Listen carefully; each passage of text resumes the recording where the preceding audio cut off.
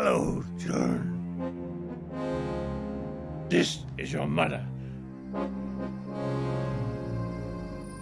Now listen to this. Once upon a time there was a wily wolf. That's me. A wicked witch. And a ginormous giant. These three villains earned their reputation in a selection of folk tales set in the dark woods, deep lakes, and enchanted castles. In this story, our villains are the wily wolf and the cunning fox.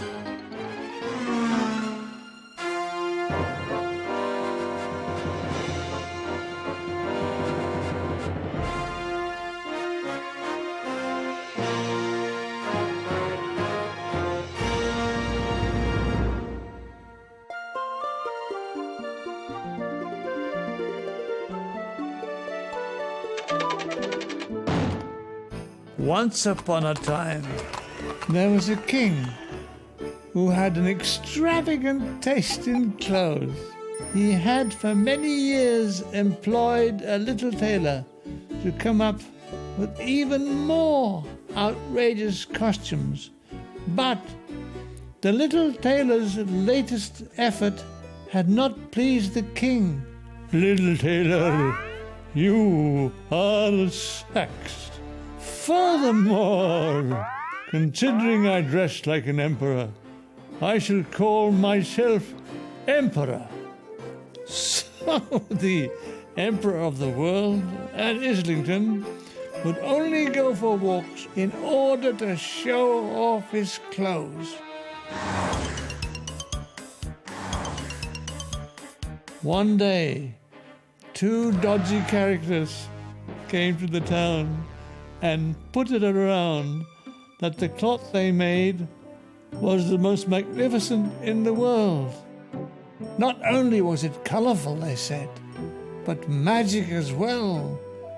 Clothes made from it were invisible to stupid people. They had tested this theory out on the giant with spectacular results. Fee, fi, fo, bum. The emperor was very curious and excited by the claims of the swindlers and invited them to the palace. I should like a suit of such cloth. That way I'll find out who in my cabinet is stupid and who is wise. To emphasize how stupid he was, he gave the wolf and fox a huge bag of gold each as an advance on royalties and a room in the palace to set up their looms. Oh, now listen, Deed. We need some fine silks. Oh, and some gold thread. You can't make a silk voice out of a sow's ear. Of course, said the emperor, impatient for the rogues to get on with their work. Soon their shuttles were flying across the looms, but there was no cloth to be seen. Have you thought what you'll do with used gold? I'll buy a chicken farm, and when I've eaten that, I'll buy another chicken farm. The wolf, whose business acumen was the stuff of legend, asked the fox how he would spend his gold. That's simple now. I'll put it in the bank, then get a job on your farm as a night watchman. Meanwhile, the emperor was getting impatient to see some results. I'll send my faithful prime minister to see the weavers. He's a clever man, I suppose. So the old politician entered the weaving room. Morning, but was amazed to find he could see nothing, only empty looms. Is my eyesight this bad? Look at the work that's gone into that. I'm not a fool, surely. Prime Ministers are never fools. Well, what do you think, Prime Minister? The Prime Minister was not about to admit he was an idiot. It's wonderful, really, really wonderful. Such needlework, such hemming.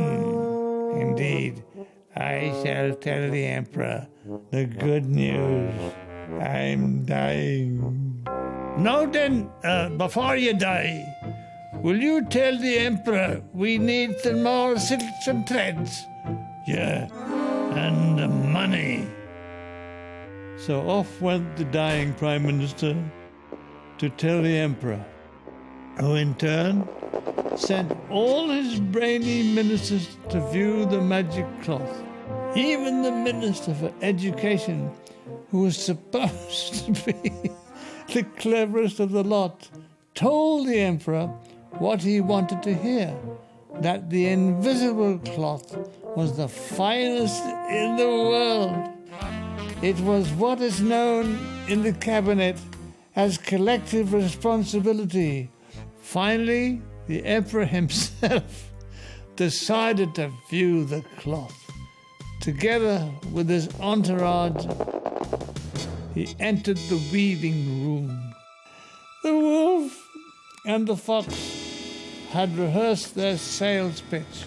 "Observe how light this cloth is," said the wolf, holding up an imaginary pair of trousers. Yes, I suppose, yes. "And look at this then, the cut of the jacket. Isn't it great altogether, altogether?" said the fox, apparently holding a jacket. "Oh, yes, it's really magnificent," said the Emperor, determined not to seem a fool in front of everybody. "Do you want them wrapped up?" No. I'll put them on at once and parade them before the whole of Islington." And flinging off his old clothes, he pulled on his invisible trousers and jacket, admiring himself in front of the mirror. Everybody clapped and cheered the Emperor. "What beautiful clothes! Such lovely colors! Such weaving! Such hemming!" Down the stairs and into the street went the delighted Emperor, parading himself in front of the good folk of Islington, who cheered and cheered. "I love you, Dolly. I say." One little boy was watching from his father's shoulders. "Look, Dad, he's as bare as a baboon's bum." Silence fell over the gathering. The kid's right. The Emperor's nude. Someone's half finished his whistle. He's naked. He's got shortcomings. So, with their cruel cockney humour ringing in his ears, the proud Emperor marched bravely on toward the Essex Road. Thank heaven I kept the receipt.